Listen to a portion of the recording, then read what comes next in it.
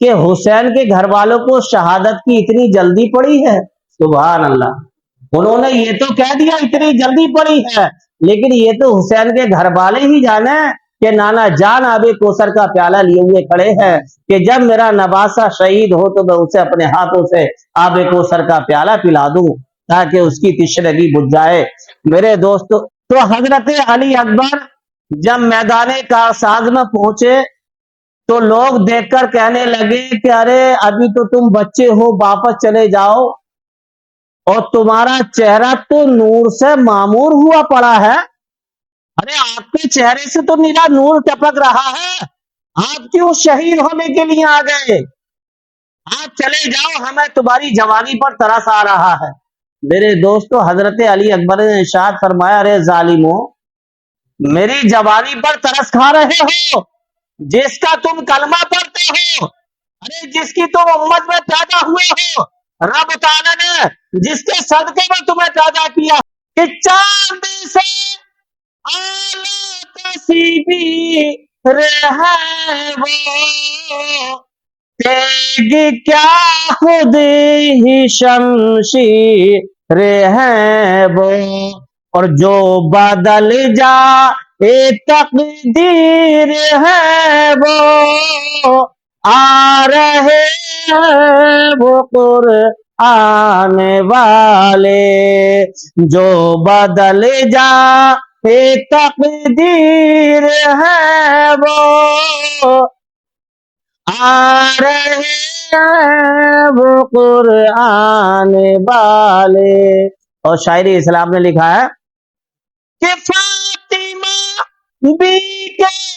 وہ ہیں دلارے، بے کسوں کے ہیں بے شک سہارے، فاطمہ بی کے وہ ہیں دلارے، ظاہر ہوتا ہے میرے دوستو یہ ہماری اور آپ کی تو محبت ہے، ہم امام علی مقام کا ذکر سن رہے ہیں اور سنا رہے ہیں، اگر ہمیں محبت نہیں ہوتی ہمارے حسین سے تو ہم کیوں اکٹھا ہوتے، ہم کیوں یہ محفل کو سجاتے؟ اور یہ محفل کوئی عام محفل نہیں ہے، میرے نبی فرماتے جہاں پہ اللہ اور اس کا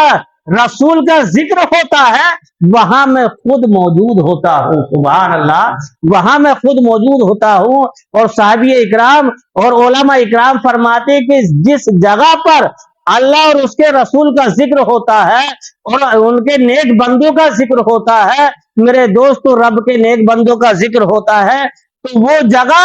مکان نہیں رہتا بلکہ وہ جنت کی کیاریوں میں شمار کیا جاتا ہے۔ میرے دوستو یہ ہماری اتنی بڑی عظمت ہے کہ ہمیں اور آپ کو رب تعالیٰ نے اپنے محبوب کی امت میں پیدا فرمایا، سبحان اللہ، اپنے محبوب کی امت میں پیدا فرمایا۔ نہ تو ہم اور آپ کتنے مذہبوں کو دیکھتے ہیں، کوئی عیسائی ہے، کوئی ہندو ہے، کوئی کیسا ہی ہے، کوئی کیسا ہی ہے، لیکن کوئی وہابی ہے، لیکن ہمارا مرتبہ دیکھو کہ ہم حسین کے ماننے والے ہیں، ہم نبی کا نام لینے والے ہیں۔ رب فرماتا ہے جس نے میرے محبوب سے محبت کری اس نے مجھ سے محبت کری، اور محبوب فرماتے ہیں جس نے میرے حسین سے محبت کری اس نے مجھ سے محبت کری۔ میرے دوستو کتنا بڑا مرتبہ ہے ہمارا آپ کا، لیکن اس مرتبے کے لیے تو رب کے نبیوں نے بھی التجا کی ہے، ارے اس مرتبے کو پانے کے لیے، اس حق کو پانے کے لیے تو نبیوں نے رب تعالیٰ کی بارگاہ میں التجا کی ہے، اے الہ العالمین ہمیں اس امت کا نبی بنا دے، سبحان اللہ۔ حضرت موسیٰ علیہ السلام کسی جنگل سے گزر رہے تھے، جب آپ دور دراز نکل گئے تو ایک پہاڑی کی زد میں یعنی آڑ میں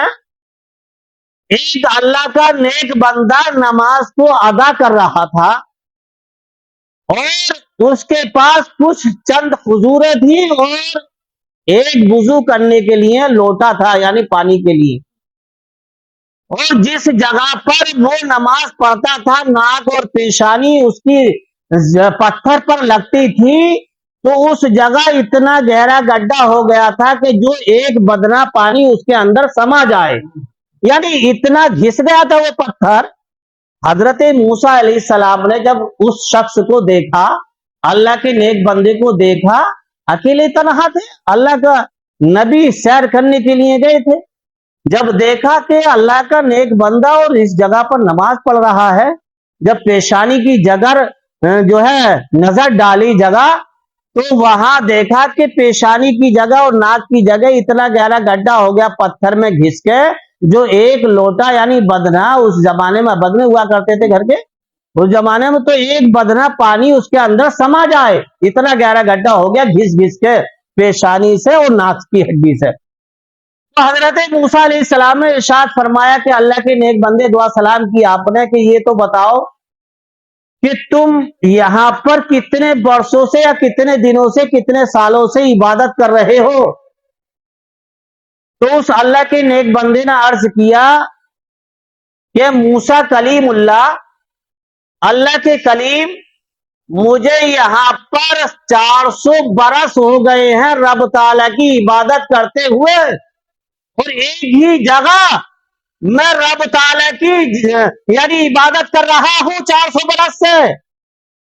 تو موسیٰ کلیم اللہ ارشاد فرماتے ہیں کہ یہ تو بتاؤ کہ آپ کو کھانے کے لیے کیا ملتا ہے؟ تو اللہ کے نیک بندے نے عرض کیا، اے اللہ کے کلیم، میں اس کی عبادت کر رہا ہوں، وہ مجھے کھانے کے لیے دے دیتا ہے، اس میں کیا بڑی بات ہے؟ جو آپ کو دے رہا ہے کھانے کے لیے وہ مجھے دے دیتا ہے جو میرے نصیب میں ہوتا ہے، لیکن میں صرف عبادت ہی کرتا ہوں اور کوئی کام ہی نہیں کرتا۔ تو موسیٰ علیہ السلام نے اور بہت ساری باتیں کی، لیکن واپس چلے آئے تو موسیٰ علیہ السلام کوہ طور پر چڑھ کر بات کیا کرتے تھے رب تعالیٰ سے۔ اور ہمارے نبی کا کیا مرتبہ تھا کہ اگر سو رہے ہیں تو رب تعالیٰ کی وحی آ رہی ہے، اگر سو رہے ہیں تو حضرت جبریل اپنی آنکھوں کے پلکوں سے میرے نبی کو اٹھا رہے ہیں، کندھوں پر رگڑ کے کہ نبی اٹھ جاؤ، کہیں ایسا نہ ہو اگر میں آواز دوں میرے نبی کی نیند خراب ہو جائے اور میری نبی کی بارگاہ میں گستاخی ہو جائے۔ ہمارے نبی کا یہ مرتبہ، اور حضرت موسیٰ کلیم اللہ کا پہاڑی پہ چڑھ کے بات کرنا، یہ کتنا بڑا مرتبہ ہے ہمارے نبی کا۔ موسیٰ علیہ السلام کے دماغ میں فٹ ہو گیا کہ رب تعالیٰ سے پوچھوں گا ضرور۔ اور ضدی نبی، بہت ضدی نبی گزرے ہیں، یعنی اپنے وقت کے بہت ضدی نبی تھے کہ جس چیز کی ضد کر لی اس کو جو ہے پورا کرایا۔ بہرحال موسیٰ علیہ السلام وہ طور پر پہنچنے کے بعد عرض کرنے لگے، ہیں پروردگار عالم، یہ تو بتا کہ فلاں پہاڑی کی زد میں یعنی آڑ میں ایک بندہ تیرا عبادت 400 برس کی کر رہا ہے، اس کی تو بہت نیکیاں ہو گئی ہوں گی، آسمان کے تاروں سے بھی زیادہ ہو گئی ہوں گی، زمین کے پیڑ پودوں سے بھی زیادہ ہو گئی ہوں گی، 400 برس تو بہت ہوتے ہیں۔ تو میرا رب ارشاد فرماتا ہے موسیٰ کہ صرف 400 برس کی نیکیاں اتنی کر دی کہ میرا حبیب، میرا محبوب کا امتی اگر 3 راتیں عبادت کر دے تو قسم مجھے اپنی پاک ذات کی کہ میں ان 3 راتوں کا ثواب اتنا عطا کر دوں گا کہ اس کی 400 برس کی عبادت کا ثواب نہیں ملے گا۔ اللہ اکبر۔ اب موسیٰ علیہ السلام کا دماغ اور شرنک ہو گیا کہ یار ادھر 400 برس اور ادھر صرف 3 راتیں، وہ کیسا نبی ہے بھائی، وہ کیسا تیرا محبوب ہے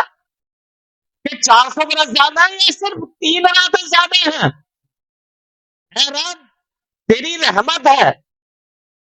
آپ نے عرض کیا، اے پروردگار عالم، 3 راتیں تو بہت سمٹ کے آ جائیں گی اور 400 برس تو بہت ہیں، یہ کیسا کر رہا ہے؟ تو میرا رب فرماتا ہے یہ میری رحمت ہے۔ سبحان اللہ، جسے جیسا چاہوں ویسے نواز۔ سبحان اللہ۔ موسیٰ علیہ السلام کا دماغ گھوم گیا، عرض کرنے لگے، ہیں پروردگار عالم، تو مجھے اس نبی کو یعنی اس امت کا نبی بنا دے، جب 3 راتوں کی 400 برس سے زیادہ عبادت مل رہی ہے تو مجھے کیا ضرورت ہے ہر وقت تیرے سجدے میں پڑا رہوں؟ مطلب کسی بھی انسان کو کہ مجھے اس امت کا نبی بنا دے. میرا رب فرماتا ہے موسیٰ تم پیدا ہو گئے ہو اور ابھی تمہارے بعد عیسیٰ علیہ السلام کو بھیجوں گا,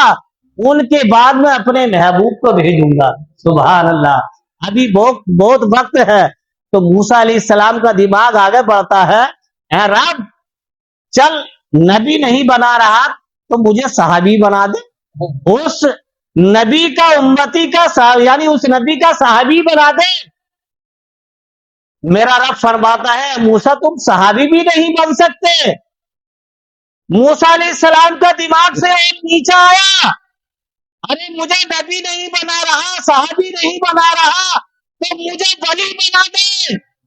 میرا رب فرماتا ہے نہیں موسیٰ تم اس امت کے ولی بھی نہیں بن سکتے. موسیٰ علیہ السلام پھر اور نیچے آتے ہیں, عرض کرتے ہیں اے پروردگار عالم صحابی بھی نہیں بنا سکتا اور ولی بھی نہیں بنا سکتا, اے رب مجھے امتی بنا دے. سبحان اللہ. اے مجھے امتی بنا دے اس امت کا. میرا رب فرماتا ہے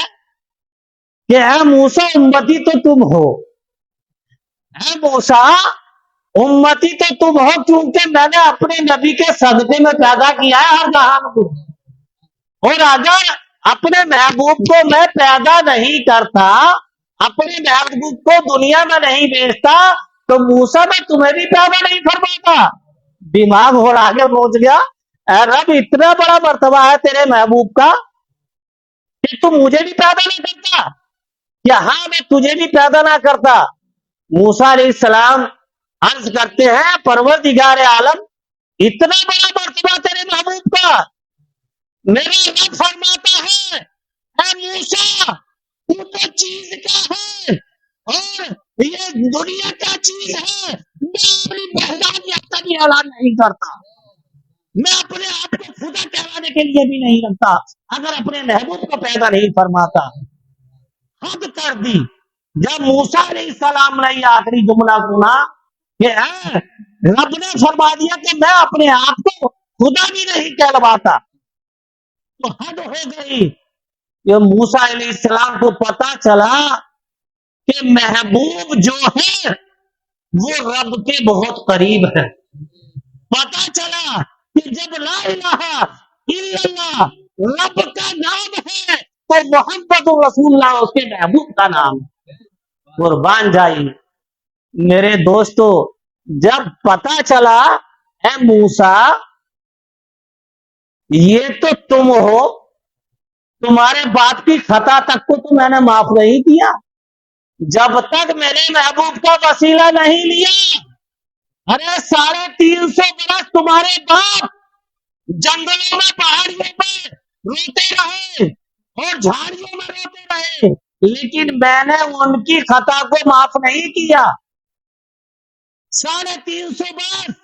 حضرت حوا کو حضرت آدم علیہ السلام سے جدا رکھا, میں نے ان کو معاف نہیں کیا. جب ان کی نظر عرش اعظم پہ پہنچی اور جب آسمان پہ دیکھا اور جب دیکھنے کے بعد دیکھا کہ لا الہ الا اللہ تو رب تعالیٰ کا نام ہے, محمد رسول اللہ اس کا نام ہے. جب حضرت آدم علیہ السلام نے اپنے دماغ کو گھمایا اور اپنے دل و دماغ کے اندر تبدیل کر لیا کہ رب تعالیٰ کے پاس اگر نام ہے تو اس کے محبوب کا ہے, اے رب مجھے اپنے محبوب کے صدقے میں یعنی معاف فرما دے. جب حضرت آدم علیہ السلام نے ہمارے اور آپ کے باپ نے رب تعالیٰ کی بارگاہ میں التجا کی, اتنا کہنا تھا 350 برس تک روتے رہے, حضرت حوا سے ہماری اور آپ کی ماں سے جدا رہے, روتے رہے, معافی مانگتے رہے, نہیں معاف کیا. اور جب اس کے محبوب کا لقب لیا رب نے جبریل کو بھیجا حضرت آدم علیہ السلام کے پاس اور فرمایا کہ جاؤ کہہ دو آج انہوں نے میرے محبوب کا واسطہ لیا ہے, میں نے ان کی خطا کو معاف فرما دیا, اور جاؤ جا کے حضرت حوا کو بھی ان سے ملوا دو. سبحان اللہ. یہ میرے دوستو یہ میرے محبوب کا ہے نام کا ہی صدقہ ہے جس میں ہم مبتلا ہیں اور جس سے ہم محبت رکھتے ہیں. میرے دوستو ایک بار درود پاک سنا دیجئے. اللہم صلی علی سیدنا و شفیعنا و نبینا و کریمنا و مولانا محمد بارک وسلم. صلو علیہ الصلوۃ والسلام علیکہ رسول اللہ نبی اللہ حبیب اللہ. اب محبوب کے صدقے میں تو دنیا کو پیدا فرمایا, ہر ذرے کو پیدا فرمایا, ہر شجر و حجر کو پیدا فرمایا,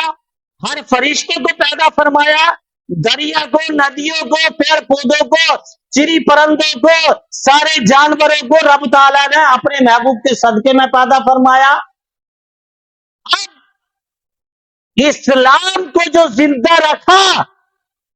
وہ میرے حسین نے رکھا. اسلام کو جو زندہ رکھ دیا اور قیامت تک بتا دیا وہ میرے حسین نے دکھا دیا کہ کربلا کا میدان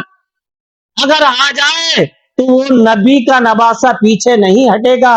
بلکہ قدم تو کٹ سکتے ہیں لیکن گردن نہیں جھک سکتی, کیونکہ یہ نبی کا ہی تو نواسہ ہے جس کے صدقے میں پیدا فرمایا ہے.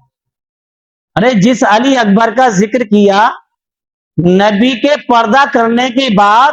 جب صحابہ اکرام کا دل تڑپتا تھا, دل مچلتا تھا,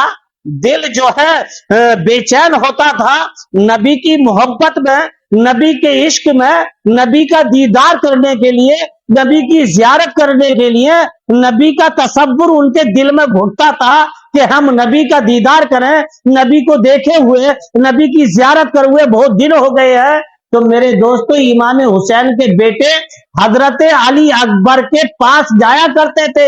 اور ان کے چہرے کے سامنے بیٹھ کر ان کا دیدار کیا کرتے تھے, کیونکہ میرے نبی کے چہرے کی طرح ہی ان کا چہرہ تھا. حضرت علی اکبر کا جو کربلا کے میدان میں 18 سال کی جوانی تھر تھراتی ہوئی نظر آ رہی تھی. میرے دوستو یہ کربلا کا ہی تو منظر تھا. اگر حسین کو اسلام کو نہیں بچانا ہوتا تو انہیں کیا ضرورت تھی, کیا ضرورت تھی؟ ارے وہ تو ان پہ تو دولت اتنی تھی, رب تعالیٰ سے عرض کرتے تھے کہ یہ چیز عطا کر دے تو عطا کر دیتا, لیکن امتحان الہی بھی تھا, رب کا امتحان تھا, رب کا وعدہ تھا امام حسین سے امتحان لینا تھا, کیونکہ حسین پیدا نہیں ہوئے تھے, ماں کے شکم کے اندر تھے, پیٹ کے اندر. تبھی نبی کی بارگاہ میں وحی آئی تھی, حضرت جبریل آئے, عرض کرنے لگے یا رسول اللہ, رب تعالیٰ سلام بھیجتا ہے اور فرماتا ہے کہ تمہاری بیٹی کے شکم کے اندر جو بچہ ہے اس کا نام حسین ہوگا اور وہ کربلا کے میدان میں تمہاری امت شہید کرے گی. میرے دوستو امام حسین کے پیدا ہونے سے پہلے شہادت کا اعلان رب نے فرما دیا. تو میرے دوستو یہ تو رب کا وعدہ تھا اور حسین کو دین کو بچانا تھا, کیونکہ اگر حسین کربلا کے میدان میں نہیں اڑتے تو میرے دوستو آج ہم محمد فہیم یا محمد مسرور حسین نہیں ہوتے, نہ پتا جے پال یا سہپال کیا کیا نام ہوتے, اللہ معاف کرے. یہ ہمارے حسین کا ہی صدقہ ہے کہ ہم مر جائیں گے لیکن حسین کا احسان ہم سے نہیں اترے گا, کیونکہ حسین نے اپنے اہل و عیال کو رب تعالیٰ کی بارگاہ میں قربان کر کے. اور ہاں ایک اور بات, اگر حسین مدینے میں اعلان کر دیتے کہ مدینے والوں میں کربلا کے میدان میں جا رہا ہوں لڑنے کے لیے, تو مجھے امید تھی آدمی تو جاتے ہی جاتے حسین کے ساتھ, لیکن مجھے یقین تھا کہ مدینے کی عورتیں بھی ہاتھ میں تلوار لے کر کربلا کے میدان میں نظر آتی. لیکن یہ امتحان جو تھا امام حسین سے تھا. جب کربلا کے میدان میں پہنچے امام علی مقام اپنے 72 جانثاروں کو لے کر, اور ادھر 22,000, کہاں 72 اور کہاں 22,000 کا لشکر, لیکن علی کا بیٹا ہمت نہیں ہار رہا ہے. خیمے میں یعنی کربلا کے میدان میں پہنچ گئے, خیمے ڈال دیے اور بیٹھ گئے. جب رات کی تاریکی ہوئی میرے امام علی مقام اپنے صحابیوں سے عرض کے ارشاد فرماتے ہیں کہ میرے صحابی اکرام یزید کی جو لڑائی ہے مجھ سے ہے، تم سے نہیں ہے، تم اگر جانا چاہتے ہو تو چلے جاؤ، کل کو کہیں ایسا نہیں کہنا کہ امام حسین ہمیں بغیر بتائے بغیر خبر کرے ہمیں کربلا کے میدان میں لے کر کے آئے اور ہمیں شہید کرا دیا ظالموں سے۔ میرے دوستو لیکن وہ امام علی مقام کے جانثار قدم پیچھے ہٹانے والے نہیں تھے۔ امام علی مقام نے اجازت دے دی، جو جانا چاہے گھر کو چلا جائے، میری اس سے کوئی شکوہ شکایت نہیں ہے، میں نہ اس سے ناراض ہوں، چلا جائے۔ اور آپ اپنے خیمے جو چلے گئے۔ جب کچھ دیر کے بعد دیکھا کہ کافی دیر ہو گئی تو لوگوں کے خیموں میں جا کر کے دیکھا امام علی مقام نے، تو سارے آپ کے جانثار بیٹھے ہوئے ہیں اور چراغ روشن ہیں اپنے اپنے خیمے میں جل رہے ہیں، کوئی کچھ پڑھ رہا ہے کوئی کچھ پڑھ رہا ہے۔ میرے امام علی مقام ارشاد فرماتے ہیں صحابی اکرام اپنے اپنے خیمے کے چراغوں کو بند کر دو، اگر روشنی میں اٹھ کر میرے سامنے جانے میں شرم آ رہی ہے تو چراغوں کو بند کر دو، تاکہ اندھیرا ہو جائے گا، جو چاہنا چاہے وہ چلا جائے گا اٹھ کے، مجھے اس سے کوئی شکوہ شکایت نہیں ہے۔ امام علی مقام پھر خیمے میں آ گئے، چراغ بند ہو گئے۔ پھر جب کچھ لمحے کے بعد پہنچے اور پھر حکم دیا کہ کوئی خیمے میں اگر باقی رہ گئے ہو تو چراغوں کو روشن کر لیا جائے، یعنی جلا دیا جائے۔ تو جب امام علی مقام نے حکم دیا تو چراغوں کو روشن کیا، تو جیسے آپ کے جانثار بیٹھے ہوئے تھے ویسے ہی بیٹھے ہیں۔ امام علی مقام ارشاد فرماتے ہیں اے میرے جانثارو کہ تمہیں اپنے گھر کی پرواہ نہیں ہے، اپنے بیوی بچوں کی یاد نہیں آ رہی، اپنے یار رشتہ داروں کی یاد نہیں آ رہی، اپنے کنبے والوں کی یاد نہیں آ رہی، اپنے پڑوسیوں کی یاد نہیں آ رہی، ارے جو جانا چاہے چلا جائے۔ میرے دوستو قربان جائیے، امام علی مقام کے جانثار عرض کرتے ہیں اے امام علی مقام، اے نبی کے نواسے، اے علی شیر خدا کے لگتے جگر، اے فاطمہ زہرا کے کلیجے کے ٹکڑے، ارے ہم تمہارے ساتھ آئے ہیں تو ہم بیوی بچوں کا دھیان کر کے نہیں آئے ہیں، ہم تمہارے ساتھ آئے ہیں تو یار رشتہ داروں کی محبت لے کے نہیں آئے ہیں، ہم تمہارے ساتھ آئے ہیں تو ہم محلے والوں کو کی یاد تو اپنے ساتھ لے کر کے نہیں آئے ہیں۔ اے حسین، جیسا تمہارا حال ہوگا ویسا ہی ہمارا حال ہوگا، ہمارا سب سے کر سکتا ہے لیکن ہمارا قدم پیچھے نہیں ہٹ سکتا۔ قربان جائیے میرے دوستو، جب ان لوگوں کی اتنی محبت ان کے چہرے پہ نمودار ہوئی اور دیکھا تو میرے حسین فرماتے ہیں کہ میں تو یوں ہی کہہ رہا تھا کہ جو جانا چاہے چلا جائے، کوئی حشر کے میدان میں میرے نانا جان سے شکایت نہیں کرے کہ تمہارے نواسے نے ہمیں شہید کرایا ان ظالموں سے، کہیں ایسا شکوہ شکایت نہیں آ جائے تاکہ میری شہادت میں خلل پڑے۔ میرے دوستو تمہیں پتا تو ہے ہی کہ مجھے ان ظالموں کے سامنے شہید ہونا ہے، تو میرے دوستو آپ کے جانثار بھی قربان ہونے کے لیے تیار ہو گئے۔ بہرحال المختصر یہ ہے، امام علی مقام نے حکم دیا کہ چلو اپنے اپنے خیمے میں، آدھی رات تو ہو چکی ہے، کوئی قرآن پڑھو، کوئی تسبیح پڑھو، اور جو نماز نفل پڑھنا چاہتا ہے وہ نماز نفل پڑھو۔ میرے دوستو سارے آپ کے جانثار بیوی بچے سب تلاوت کرنے لگے، کیونکہ یہ آخری رات ہے، کل پتہ نہیں رات ہمیں دیکھنے ملے یا نہیں ملے، یہ رب کے حکم کے اوپر ہے۔ بہرحال یہ آج ہماری آخری رات ہے۔ امام علی مقام نے جو ہے حکم دیا، کسی نے تسبیح پڑھی، کسی نے جانماز بچھا کر نفل نماز ادا کی، کسی نے کلام پاک کی تلاوت کی۔ میرے دوستو سارے ہی عبادت میں مشغول ہو گئے، اور صبح کو جگنا بھی ہے، صبح کو ظالموں کا مقابلہ بھی کرنا ہے۔ اتنے میں ہی ایک آدمی آپ کا جانثار خیمے سے نکلا کسی کام کے لیے کہ دیکھوں کربلا کا معائنہ کروں، کربلا کتنی بڑی ہے، تو دور دراز نکل گیا تو کوئی اور چھوڑ کربلا کا ہاتھ نہیں آیا، لیکن اس نے چاندنی رات میں، چٹکتی ہوئی رات میں ایک عورت کو دیکھا، اور عورت وہ اپنا دامن پھیلا کر، اپنا روپٹے کا آنچل پھیلا کر چھوٹی چھوٹی کنکریاں بین رہی تھی اور انہیں بین بین کر جو ہے جب اس کی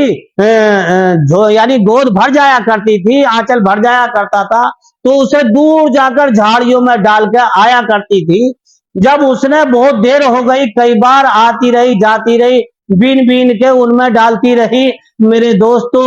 اس شخص نے دیکھا کہ یہ کون بڑی بھی ہے جو پتھروں کو کنکریوں کو بین رہی ہے۔ اس نے عرض کیا، سلام کیا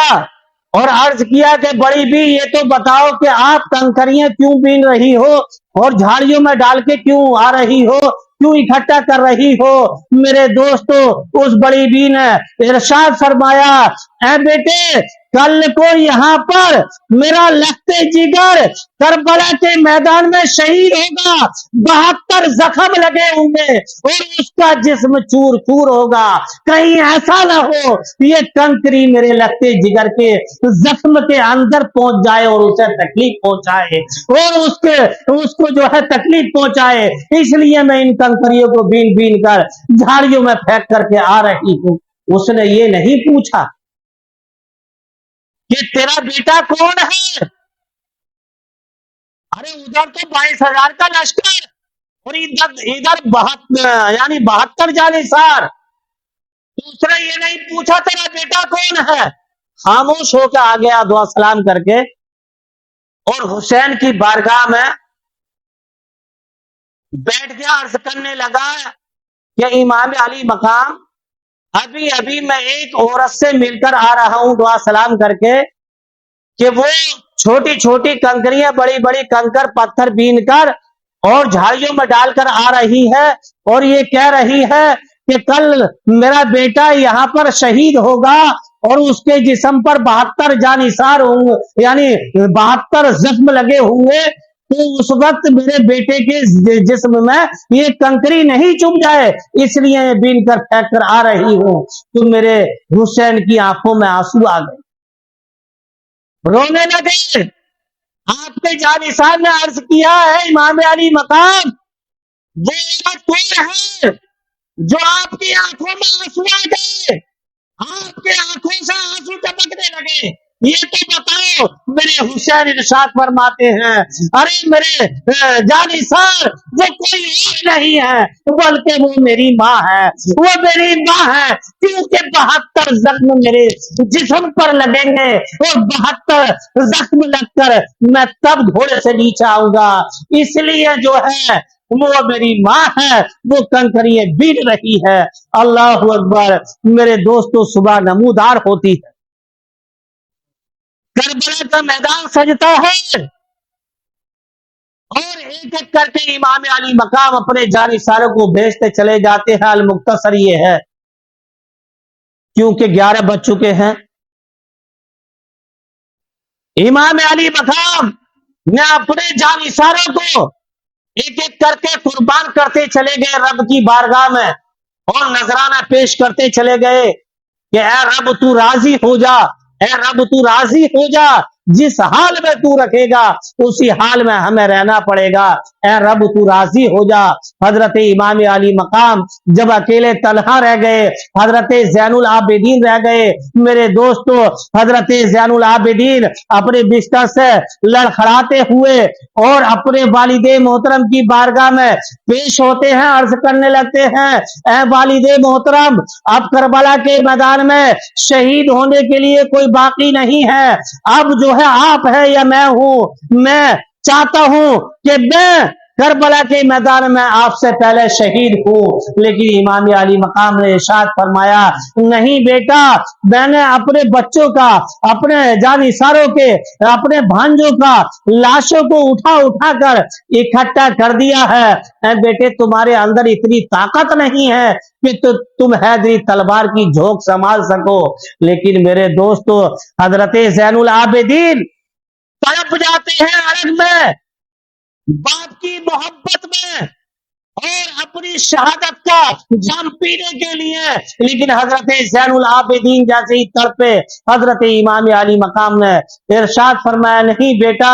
جو یہاں منظر ہوا ہے وہی نانا جان کے روزے پر جا کر جو ہے سلا دینا، کیونکہ یہ ظالم تمہارے ساتھ بہت بدسلوکی کریں گے،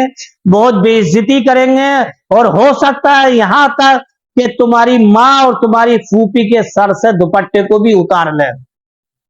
ان ظالموں نے ویسے ہی کیا۔ بہرحال حضرت امام علی مقام رضی اللہ تعالی عنہ اپنے گھوڑے کو لے کر المختصر یہ ہے رن میں دوڑا دیا، اور ان ظالموں کے سامنے جا کر آخری خطبہ دیا کہ ظالموں، آج بھی میں سب کا خون معاف کر سکتا ہوں، اپنے بیٹوں کا، اپنے بھانجوں کا، اپنے جانثاروں کا اور اپنے لگتے جگر کا، سب کا خون معاف کر سکتا ہوں اگر تم سارے میرے ہاتھ پہ بیعت کر لو تو۔ میرے دوستو، مختصر یہ ہے ان ظالموں کے دل و دماغ پر کالی پٹی لگ گئی تھی ظلم و ستم کی، کہ امام علی مقام نظر ہی نہیں آ رہے تھے، کیونکہ یزید نے ہوا بھر دی تھی نا کہ میں تمہیں کسی جگہ کا بادشاہ بناؤں گا، کہیں کی سلطنت تمہارے نام کروں گا، کہیں کا تخت و تاج تمہارے سر پر سجاؤں گا۔ تو ان سپہ سالاروں کے دماغ میں یہی فٹ ہو گیا تھا کہ حسین سے کیا ملنے والا ہے، لیکن انہیں یہ پتا نہیں تھا ارے حسین سے تو وہ چیز ملے گی جو آج تک نہ ملی اور نہ ملے۔ ارے جو زندہ کرامت ہے، حضرت حور نے منع فرمایا، نیند تو نہ آ رہی ہے، لمبا ہو رہا تھا سارا بات، کہ حضرت حور جب کربلا کے میدان میں حضرت امام علی مقام آئے اپنے 72 جانثاروں کے ساتھ، تو حضرت حور ابن زیاد کے سپاہیوں کے سپہ سالار تھے، ان کی طرف سے آئے تھے، یزید کے سپاہیوں کی طرف سے، یعنی سپہ سالار ذمہ دار بن کے، دروگا بن کے، جو سب جانتے ہیں ہم آئے تھے ذمہ دار بن کے۔ لیکن ادھر جب دیکھتے تھے نبی کے نواسوں کی طرف، تو جنت کی خوشبو کی مہک ان کے دماغ میں چڑھتی، اور جب اپنی طرف کو منہ کرتے تھے ان ظالموں کی طرف، تو ان کی طرف سے بدبو بد ہوائیں نظر آتی تھی، تو ان کا دل مچل رہا تھا کہ یار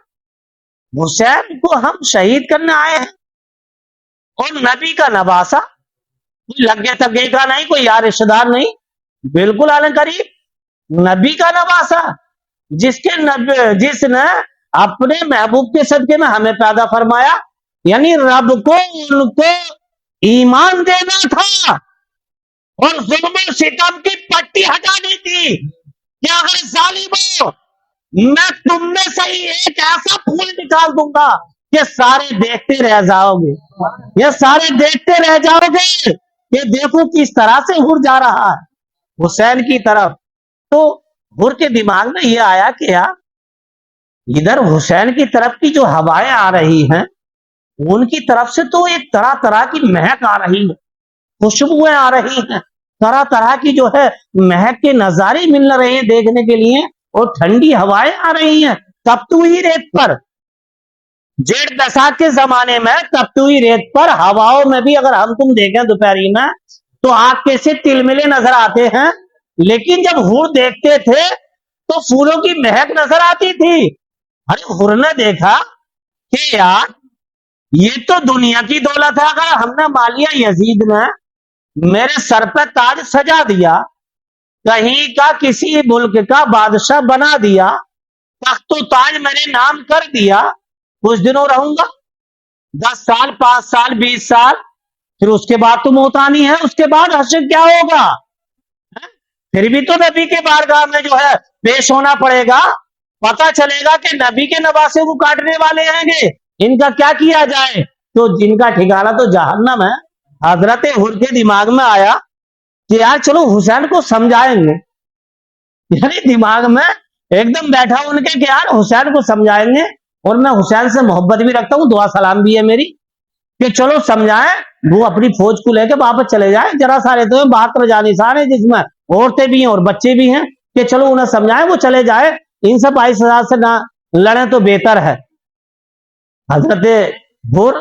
حسین کی بارگاہ میں پیش ہوئے اور عرض کرنے لگے اے امام علی مقام، میں آپ سے محبت رکھتا ہوں۔ میرے حسین فرماتے ہیں پھر کہ میں آپ کے نانا کا کلمہ بھی پڑھتا ہوں، کہ پھر کہ میرا مشورہ یہ ہے کہ آپ کربلا کا میدان چھوڑ کے مدینہ منورہ میں واپس چلے جائیں اور جو ہوگا وہ دیکھا جائے گا۔ تو حسین مسکرائے اور ارشاد فرمایا حور مجھ سے کیوں منع کر رہے ہو تم؟ تو حور عرض کرتے ہیں اے امام علی مقام، میں تم سے محبت رکھتا ہوں اور میں تمہارے نانا جان کا کلمہ پڑھتا ہوں، تم سے مجھ سے محبت ہے، اس لیے میں مشورہ دے رہا ہوں۔ یعنی سپاہ سالار چھپ کے آئے تھے آپ، جو سپاہیوں کو پتہ نہ چلے کہ میں سمجھا کے آؤں نا آڑ میں، اتنے صبح نمودان نہ ہوا تھا اندھیرے میں کہ اچھا کہ پھر کہ تم چلے جاؤ یہاں سے کیونکہ یہ 22,000 کا لشکر ہے، تمہیں شہید کر دے گا۔ تو میرے حسین مسکرائے اور ارشاد فرمائے حور شہید تو میں ہوں گا یا میرے بچے ہوں گے یا میرے جانثار ہوں گے، لیکن تمہیں اتنی تڑپ کیوں؟ حور عرض کرتے ہیں اے حسین، میرے دل کے اندر طرف اس لیے ہے کہ میں جب تمہاری طرف آیا ہوں تو میں نے آج تک ایسی خوشبو ہی نہیں سونگی جیسی کہ تمہارے پاس آنے میں مجھے جو ہے خوشبو نظر آ رہی ہے۔ تو میرے حسین ارشاد فرماتے کہ ادھر کیا حسین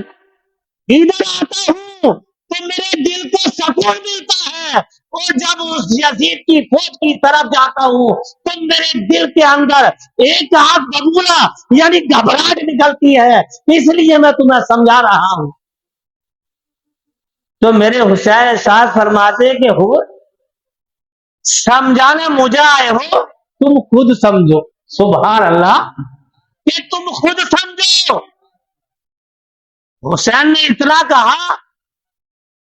تو حور عرض کرتے ہیں یا حسین میرے ماں باپ آپ پر قربان ہو،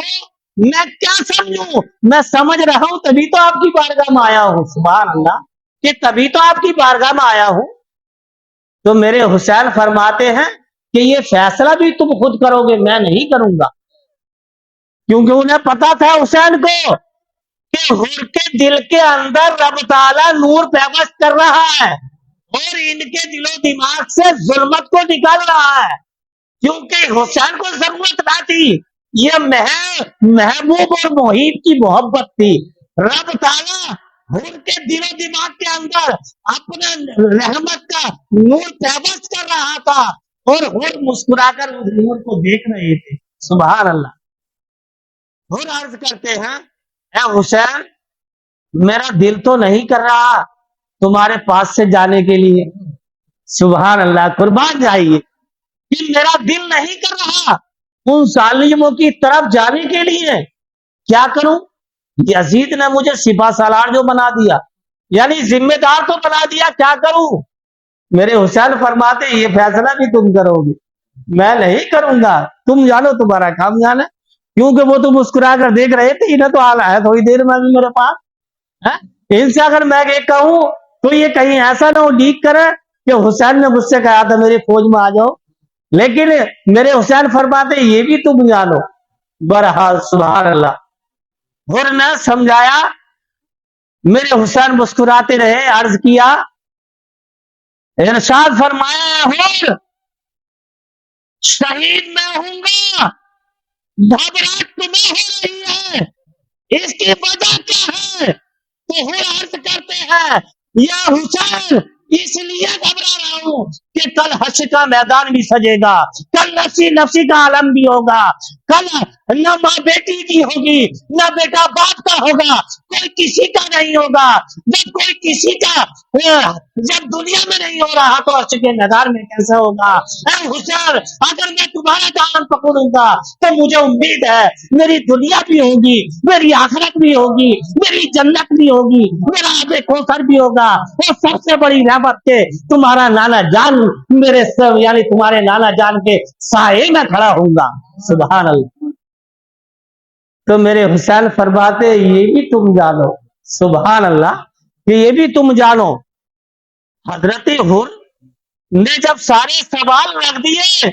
حسین فرماتے تم جانو۔ حسین کو تو سمجھانے کے لیے آئے تھے کہ حسین کربلا کا میدان چھوڑ کے چلے جاؤ، لیکن پتا چلتا تھا کہ حر خود ہی کھینچ کے آ رہے ہیں۔ بہرحال امام علی مقام کو سمجھایا، حسین نے فرمایا کہ اے حر، میں اپنے جانثاروں کو لے کر کے آیا ہوں، یہ اپنے اہل و عیال کو لے کر کے آیا ہوں، تو میں پیچھے ہٹنے کے لیے نہیں آیا۔ ارے میرا سر تو کٹ سکتا ہے، یہ علی شیر خدا کے بیٹے کی دہاڑ ہے، یہ علی شیر خدا کا بیٹا ہے، ارے سر تو کٹا سکتا ہے لیکن کربلا کے میدان سے کیوں ہٹ سکتا ہے؟ یہ تو رب کا وعدہ ہے جسے میں نبھانے کے لیے آیا ہوں۔ تیروں بھالے نکل گئے، حسین کی طرف سے بھی تیاری ہو گئی۔ حر نے دیکھا کہ کہیں ایسا نہ ہو کہ حسین پہلے آ جائے یا کسی کو بھیج دے۔ حسین حضرت حر کے دل میں گھبراہٹ ہو گئی، گھبرا گئے